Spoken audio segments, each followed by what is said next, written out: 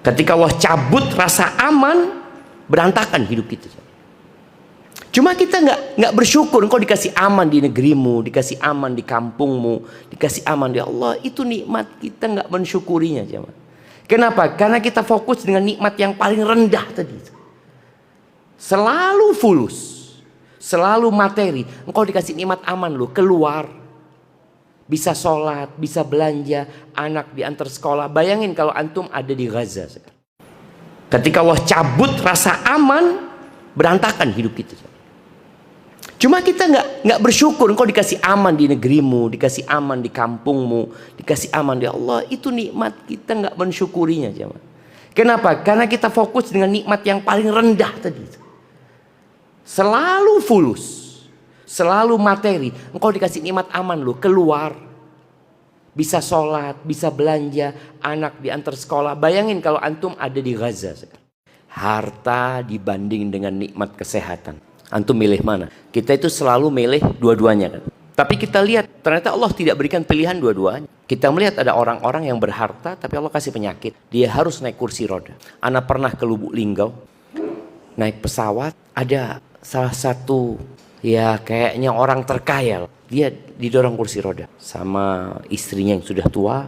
Lalu ada yang ngomong sama Ana, Ustaz, ini salah satu orang terkaya di Indonesia, Ustaz. Dia di sini punya 40.000 hektar. Bayang 40 hektar, 40.000 hektar jemaah lahan sawit dia, Ustaz. Di sini dia sebutkan Allahu Akbar, tapi di atas kursi roda. Antum mau kayak gitu? Punya 40.000 hektar, tapi di atas kursi roda. Cuma kita enggak, kita selalu melihat harta. Ya Allah fulan kayak gini, ya Allah fulan. Engkau nggak ngelihat fulan yang sedang berbaring di rumah sakit? Enggak, kita nggak mau lihat ke sana. Kita maunya jadi orang yang paling sehat, yang paling bugar, dan jadi yang paling kaya. Dunia nggak kayak gitu. Dan dia tidak menikah setelah itu, karena kalau dia menikah dia tidak mendapatkan gelar hania.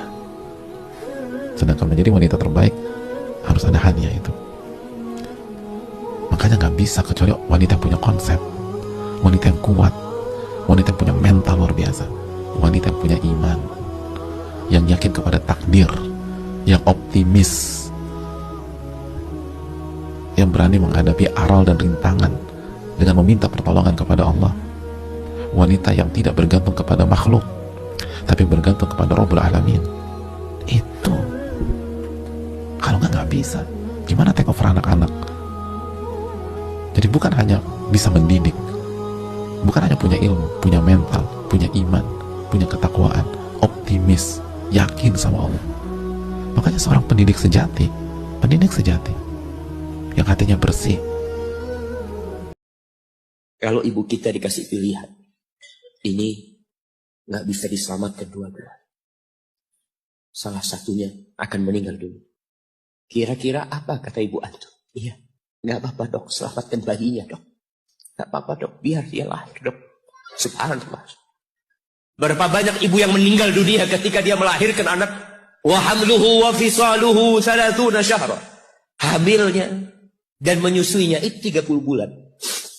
Artinya bukan ketika antum lahir selesai lelahnya ibu kita. Memang ketika antum lahir dengan selamat, Allahu Akbar.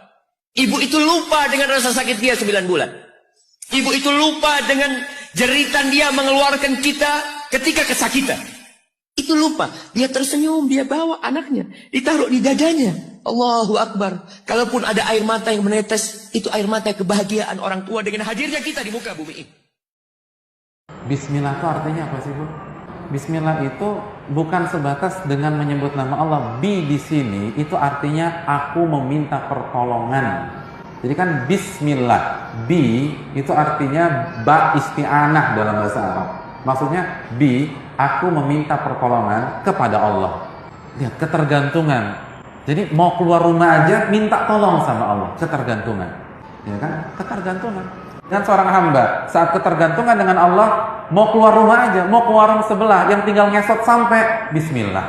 Karena ketergantungan. Bismillahi tawakkaltu 'alallahi la haula wala quwata illa billah.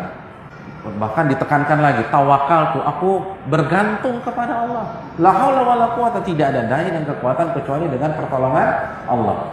Lalu begitu kita naik ke motor kita, mobil kita ketergantungan lagi sama Allah. Maka kita baca doa naik kendaraan. apa yang ayah inginkan dalam hidup ayah? Pernah tidak? Ayah, doakan saya agar rezeki tahun ini saya miliki ayah. Saya ingin menggandeng tanganmu untuk tawaf bersamamu di Ka'bah ayah. Katakan seperti itu. Tidak ada hayalan lain yang lebih indah ya, kecuali wukuf bersama kalian berdua di Arafah. Ya Allah, izinkan aku wukuf bersama mereka ya Allah di Arafah. Subhanallah, cita-cita indah kita nggak pernah hayalkan. Kita hanya menghayalkan tentang dunia, rumah, mobil, motor, sukses. Sukses kita itu kalau kita dapat ridho orang tua kita. Gapai ridho mereka. Dengan cita-cita yang indah, Allah muliakan kita. Rumah tangga itu isinya kadang-kadang istri yang salah, tidak jarang suami yang salah. Maka salah seorang sahabat Nabi mengatakan, wahai istriku, apabila aku marah, engkau tenangkan aku, jangan ikut marah. Dan apabila engkau yang marah, aku akan menenangkanmu. Maka satu ketika menjadi api, yang satunya harus berposisi sebagai air, menenangkan. Kalau rumah tangga itu menang kalah, misalkan ketika seorang istri marah kepada suami, kemudian suami membalas kemarahannya dengan argumen, kemudian istri terdiam, terus suami merasa, saya menang kan? Kamu gak bisa jawab. Nanti akan dibalas oleh istri. Ketika suami yang salah, istri akan berargumen di hadapan suami, dan istri menganggap apa? Loh kan aku menang, kamu salah. Ya gak seru rumah tangga kalau begitu. Maka yang menyenangkan kita adalah saling menghormati, tidak ada menang kalah, tidak ada kompetisi. Ayo kita bersama-sama saling tolong menolong untuk masuk ke dalam syurganya Allah Subhanahu wa ta'ala. Yang 24 jam di rumah, dia capek, dia lelah. Pernahkah engkau ucapkan kepada dia ketika menyuguhkan makanan kepadamu syukron? Tapi kadang-kadang istri nggak pernah dapat kalimat syukur.